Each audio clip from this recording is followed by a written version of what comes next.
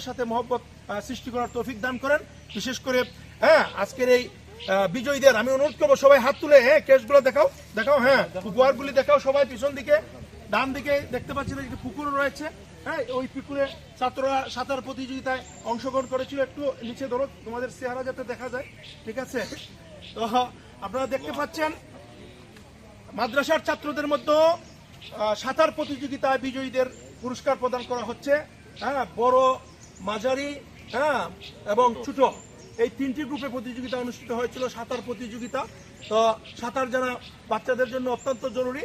মাদ্রাসার ছাত্রদের মধ্যে এই সাঁতার প্রতিযোগিতা রহমাতুল্লিল আলামিন সুন্নিয়া হাফিজিয়া মাদ্রাসা এবং হযরত শাহজালাল সুন্নিয়া হাফিজিয়া মাদ্রাসার ছাত্রদের মধ্যে আজকের এই সাঁতার প্রতিযোগিতায় এখানে দেখতে পাচ্ছেন সম্মানিত পরিচালক জনাব আকিবুল্লাহ তরফদার, জনাব হাফেজ সাইফুর রহমান হুজুর, হাফেজ ইসমাইল হুজুর, এদিকে ইসমাইল হুজুরকে দেখতে পাচ্ছেন, এদিকে হাফেজ মুবাশির হুজুর, আপনারা আবার দেখতে পাচ্ছেন আমাদের ক্যামেরায় রয়েছেন হাফেজ মামুন হুজুর সহ আপনারা যারা দেখতে পাচ্ছেন। এরকম আয়োজন সবসময় চালু থাকতো কিনা? ধন্যবাদ হাফেজ সাইফুর রহমান হুজুরকে, যার প্রচেষ্টায় আজকের এই চমৎকার এই আয়োজন। তো বাচ্চাদেরকে আপনারা সাঁতার শিখাবেন, সাঁতার জানা অত্যন্ত জরুরি। সাঁতারের কারণে যাতে কোনো বাচ্চারা দুর্ঘটনার শিকার না হয় আমরা সেটাই